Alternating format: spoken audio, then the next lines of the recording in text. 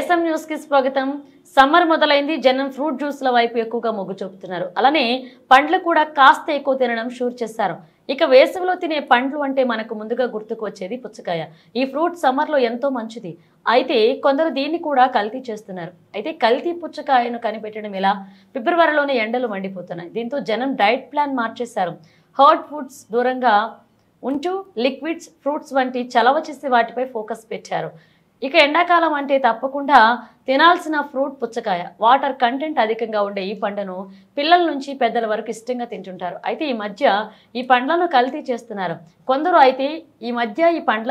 చేస్తున్నారు. కొందరు కాయ త్వరగా పండడానికి, లోపల ఎర్రగా ఉండడానికి ఇంజెక్షన్స్ చేయడంతో పాటుగా కెమికల్స్ వాడుతున్నారు.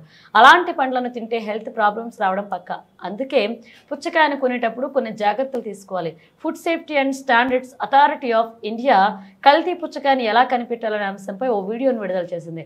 వీడియో ప్రకారం పుచ్చకాయను కొనే ముందు ఒక చిన్న ముక్క కట్ చేసి ఇవ్వమనాలి. అప్పుడే ఒక క్లాత్ లేదా టిష్యూ పేపర్ తీసుకుని కట్ చేసిన ఆ ముక్క లోపలి భాగంపై రుద్దాలి. అలా చేసేటప్పుడు ఆ కాటన్ లేదా క్లాత్ ఎరుపు రంగులోకి మారితే అది కల్తీ చేసిన పుచ్చకాయగా చెప్తున్నారు.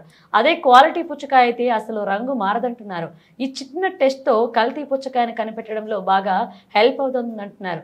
మరికొన్ని టిప్స్ విషయానికి వస్తే, పుచ్చకాయ పాజిటివ్గా పండడానికి కార్బైడ్ అనే కెమికల్ను వాటిపై చల్లుతారు. అందుకే కాయ పసుపు రంగులో ఉన్నట్టుంటే దాన్ని కాసేపు ఉప్పు నీటిలో ఉంచి కడిగి ఆపై తినాలని సూచిస్తున్నారు. అలానే పుచ్చకాయ కొన్ని చోట్ల తెల్లగా, అక్కడక్కడ పసుపు మచ్చలు ఉంటే ఇంజెక్షన్ చేసి ఉంటారంటూ అర్థం చేసుకోవాలన్నారు.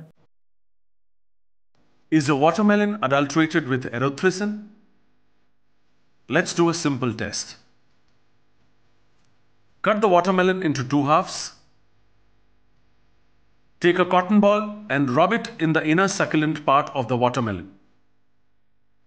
The cotton ball rubbed on the unadulterated watermelon does not change color. The cotton ball rubbed on the adulterated watermelon turns red.